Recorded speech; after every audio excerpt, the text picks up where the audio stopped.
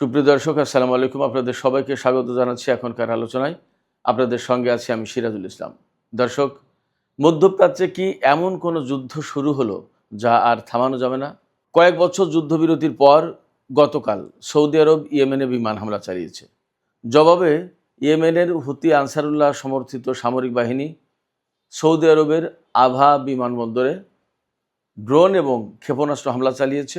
বলা হচ্ছে বিমানবন্দরের ব্যাপক ক্ষতি হয়েছে। এদিকে সানা ভিত্তিক ইয়েমেনের সরকারের পক্ষ থেকে ঘোষণা করা হয়েছে বা হুঁশিয়ারি দেওয়া হয়েছে যে যুদ্ধ যদি ছড়িয়ে দেওয়া হয় তাহলে বাব আল মানদেব প্রণালী হরমুজের পরিণতি বরণ করবে। তার মানে বাব আল মানদেব প্রণালী দিয়েও তেল পরিবহন করা যাবে না। তাহলে তারাই ঘোষণা করছে তেলের দাম তখন ব্যারেল প্রতি $200 উঠবে। এই পরিস্থিতি সৌদি আরব বা আমেরিকা চায় কিনা, এটা হুতিদের প্রশ্ন। একই সাথে গত রাতেও একেবারে রাতভর আমেরিকা এবং ইরানের মধ্যে ব্যাপক সংঘর্ষ হয়েছে।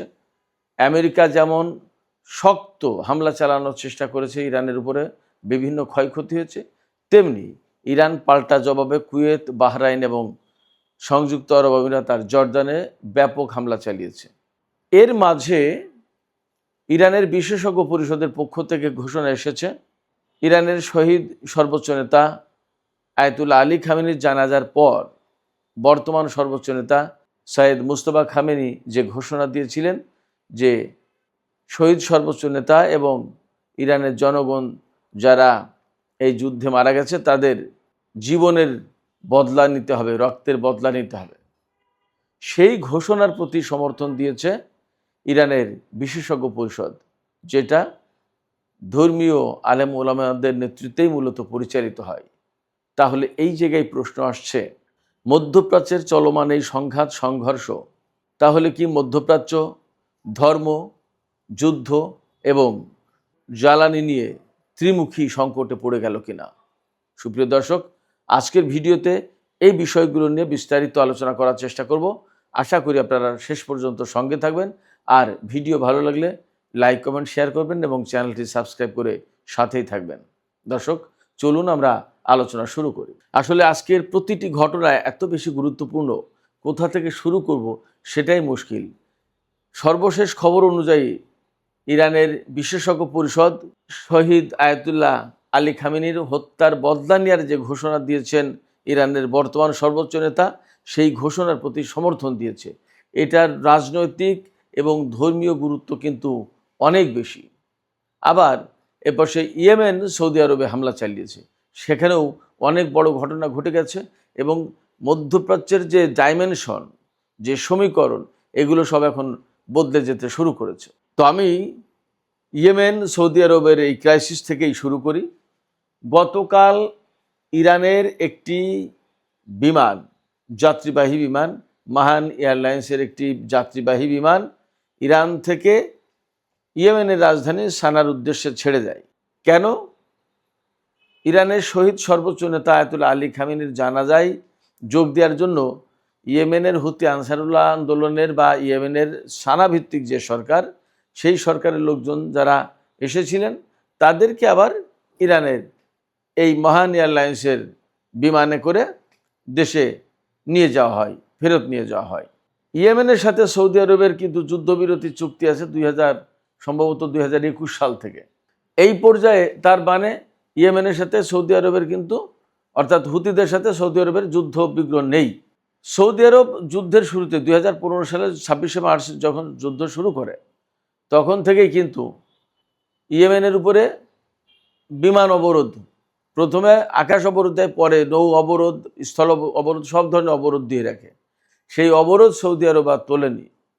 প্রশ্ন হচ্ছে, একটা দেশের উপরে আর একটা দেশের অবরোধ দেওয়ার এই ঘটনাটা এটা কতটা গ্রহণযোগ্য?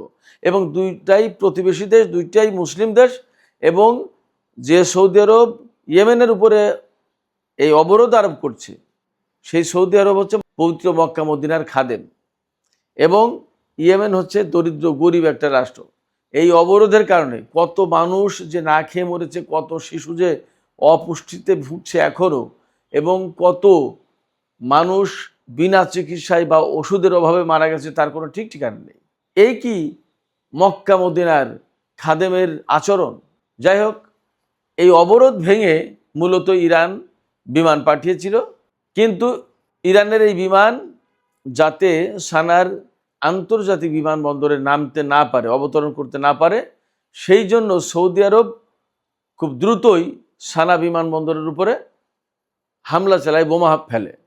এতে রানওয়ে ক্ষতিগ্রস্ত হয় এবং ইরানের বিমানটি সেখানে নামতে পারেনি।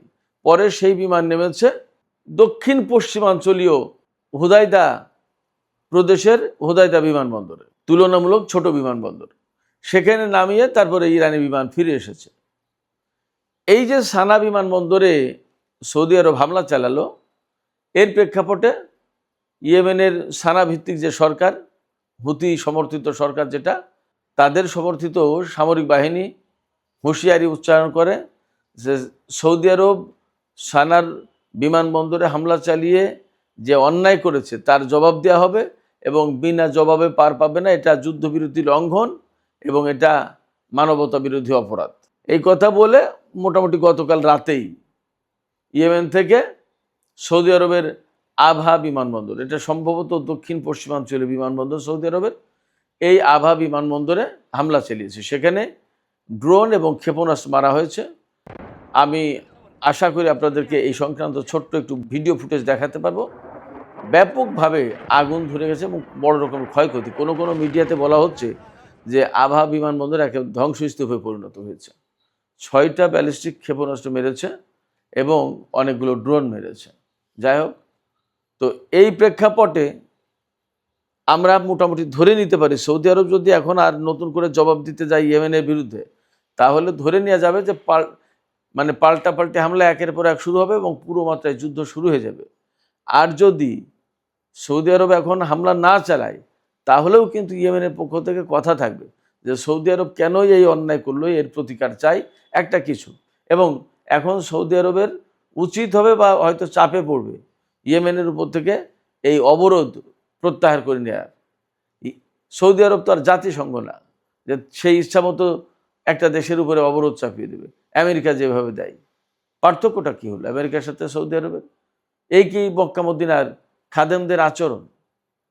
যাই হোক, এই প্রশ্ন আমার না শুধু, এই প্রশ্ন কিন্তু উঠছে সারা বিশ্ব থেকে, উঠছে বিশেষ করে মুসলিম বিশ্ব থেকে। যখন ইয়েমেনের শিশুদের অপুষ্টিতে ভোগা, শুধু হাড্ডি সার এইরকম শিশুদের যখন মিডিয়াতে দেখা যায়, তখন সৌদি বাদশাদের সম্পর্কে কী ধারণা আসে? গণমাধ্যমে, সামাজিক মাধ্যমে এই কথা লেখা হয় যে তারা কত কত খাদ্য নষ্ট করে ফেলছে, অথচ ইয়েমেনের শিশুরা, ইয়েমেনের মানুষ না খেয়ে মরছে। গাছের ছাল বাকল, ঘাস লতাপাতা খেয়েছে যুদ্ধের সময় এই ইয়েমেনের জনগণ। সৌদি আরবের চাপিয়ে দেওয়া যুদ্ধ। অথচ ইয়েমেনের যে কারণে সংকটটা তৈরি হয়েছিল সেটা ইয়েমেনের সম্পূর্ণ নিজস্ব অভ্যন্তরীণ ব্যাপার।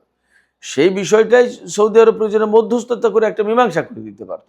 তা না করে সে একটা পক্ষে অবস্থান নিয়ে ইয়েমেনের বিরুদ্ধে যুদ্ধ চাপিয়ে দিয়ে হামলা করে 7-8 বছর ধরে যুদ্ধ চালিয়েছে। খুব অন্যায় কাজ। যাই হোক, ইয়েমেনের এই পরিস্থিতির পর, অর্থাৎ নতুন করে সংঘর্ষ শুরু হওয়ার পর, ইয়েমেনের হুতিদের পক্ষ থেকে একদম পরিষ্কার হুমকি দেওয়া হয়েছে, হুঁশিয়ারি উচ্চারণ করা হয়েছে, সৌদি আরব যদি এখানেই না থামে তাহলে, এবং সৌদি আরব যদি পূর্ণমাত্রায় যুদ্ধ শুরু করে, তাহলে হরমুজ প্রণালীর পরিণতি বরণ করবে বাব আল মানদেব প্রণালী। আপনারা সবাই জানেন যে বাব আল মানদেব প্রণালীর মতোই প্রায় গুরুত্বপূর্ণ একটা প্রণালী হচ্ছে বাব আল মানদেব প্রণালী। আপনারা সবাই জানেন হরমুজ প্রণালীর মতোই একটা গুরুত্বপূর্ণ প্রণালী হচ্ছে বাব আল মানদেব প্রণালী। যে সমস্ত মধ্যপ্রাচ্যের যে সমস্ত তেল হরমুজ প্রণালী পার হয়ে ওমান উপসাগর, আরব সাগর দিয়ে সামনে এগিয়ে এডেন উপসাগর দিয়ে বাব আল মানদেব প্রণালী পার হয়ে লোহিত সাগরে ঢোকে এবং লোহিত সাগর দিয়ে সুয়েজ খাল হয়ে ভূমধ্য সাগর এবং আটলান্টিক, ইউরোপের বিভিন্ন দেশ অথবা আমেরিকার দিকে, এই সমস্ত তেল বাব আল মানদেব প্রণালী পার হয়ে যেতে হবে। আবার পশ্চিমা দেশগুলোতে মধ্যপ্রাচ্য থেকে রপ্তানি করা অন্যান্য দ্রব্য সামগ্রীও যায়, সার, আদার অনেক প্রোডাক্ট যায়, বা বাব আল মানদেব প্রণালী হয়ে পশ্চিমা জগৎ থেকে তো অনেক বাণিজ্য হয়, সেই জাহাজগুলো কোনো কোনোটা হুরমুজ প্রণালী দিয়ে পারস্য উপসাগরে যায়, আর কোনো কোনোটা বাব আল মানদেব প্রণালী পার হয়ে ভারত মহাসাগর দিয়ে ভারতে যায়, ওপাশে Sri Lanka, Maldives, Indonesia, Philippine, Malaysia, Singapore, Japan, দক্ষিণ কোরিয়া, উত্তর কোরিয়া, চীন, ভিয়েতনাম, হংকং, থাইল্যান্ড, মিয়ানমার, কত জায়গায় যায়। তার মানে বাব আল মানদেব প্রণালী খুবই গুরুত্বপূর্ণ প্রণালী বিশ্ব বাণিজ্যের জন্য। সেই প্রণালী যদি বন্ধ করে দেওয়া হয় তাহলে কিন্তু হুতিরাই বলছে যে তেলের দাম ডলার প্রতি 200 ব্যারেলে উঠবে, তখন কিন্তু পরিস্থিতি খারাপ হবে। কি করবে তখন? এই জায়গায় আমার মনে হয় যে মধ্যপ্রাচ্যের, বিশেষ করে সৌদি আরবের একটা দায়িত্বশীলতার পরিচয় দেওয়া উচিত, যাতে সংকট মারাত্মকভাবে না বেড়ে যায় সেই দিকে নজর রাখা উচিত। এবং সৌদির শাসক যারা, যুবরাজ মোহাম্মদ বিন সালমান থেকে শুরু করে সবাই, তাদের খেয়াল রাখা উচিত তারা মক্কা মুআজ্জামা, পবিত্র মক্কা মুআজ্জামার খাদেম। সারা বিশ্বের মানুষ হজ করতে যায় সৌদি আরবে। সেই দেশের মানুষ, সেই দেশের শাসকরা যদি মানবতা বিরোধী অপরাধের সাথে জড়িত হয়, এবং সেই দেশের শাসকরা যদি মানবতা বিরোধী অপরাধের সাথে জড়িত হয়, ইয়েমেনের শিশুদেরকে যেভাবে হত্যা করা হয়েছে, মানুষদেরকে না খেয়ে মারা হয়েছে, এইরকম অন্যায়ের সাথে যদি জড়িত হয়, তাহলে সৌদি আরবের প্রতি সাধারণ মানুষের ধারণাটা কি তৈরি হয়?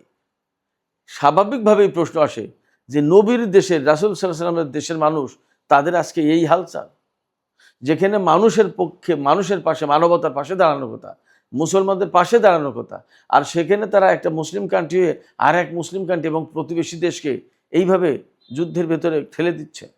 এই বিষয়গুলো আসলে সৌদি রাজা বাদশাদের, শাসকদের খেয়াল করার দরকার।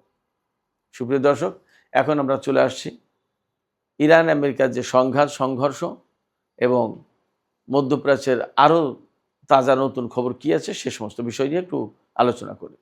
গত রাতে একেবারে রাতভর সংঘর্ষ হয়েছে ইরান এবং আমেরিকার মধ্যে।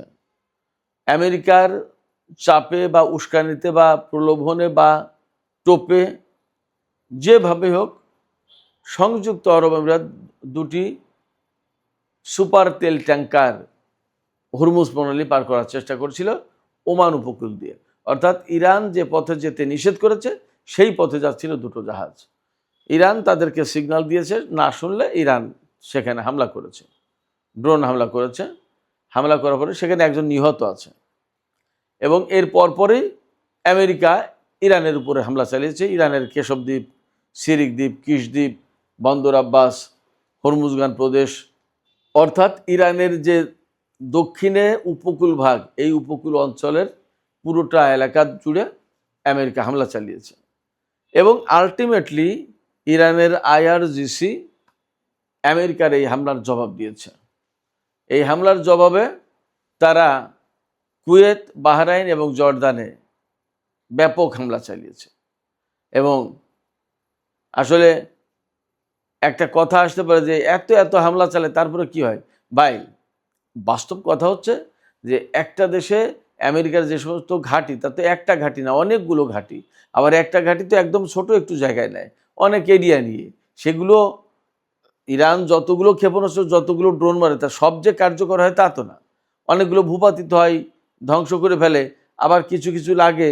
এই সমস্ত সব কিছু মিলে যুদ্ধ হচ্ছে। আবার তারা কিছু ঠিকঠাক করে ফেলার চেষ্টা করছে, এই যে যুদ্ধবিরতি গেল, আবার তারা নিজেরা প্রস্তুতি নেওয়ার চেষ্টা করেছে না, ঠিকঠাক করে ফেলার চেষ্টা করেছে না, করেছে। যার কারণে একের পর এক যুদ্ধ হতেই আছে এবং হচ্ছে। তো ইরান একইভাবে পাল্টা জবাব দিয়েছে এবং বড় রকমের ঘটনা ঘটেছে এবং বড় রকমের ক্ষয়ক্ষতি হয়েছে। এর ভেতরে IRGCর পক্ষ থেকে জর্ডানকে একটা মেসেজ দেওয়া হয়েছে যে আমরা তোমাদের দেশের বিরুদ্ধে না, তোমাদের দেশের সাথে আমাদের কোনো শত্রুতা নেই, আমরা হামলা চালাচ্ছি শুধুমাত্র মার্কিন ঘাঁটি এবং অবস্থানগুলোতে। অর্থাৎ হয়তো জর্ডানের পক্ষ থেকে কোনো মেসেজ দেওয়া হয়েছে যার কারণে এই কথা বলেছে। বাট এটাও তো ঠিক যে যে সমস্ত দেশ আমেরিকাকে ঘাঁটি করতে দিয়ে এবং সেই সমস্ত ঘাঁটি ব্যবহার করে আমেরিকা ইরানের উপর হামলা চালাচ্ছে, তাইলে তো এখানে প্রশ্ন আসে যে ওই সমস্ত দেশ যদি ঘাঁটি করতে না দিত, তাহলে তো আমেরিকা আজকে ইরানের বিরুদ্ধে এরকম হামলা চালাতে পারতো না, মধ্যপ্রাচ্যের এই ক্রাইসিস তৈরি হতো না।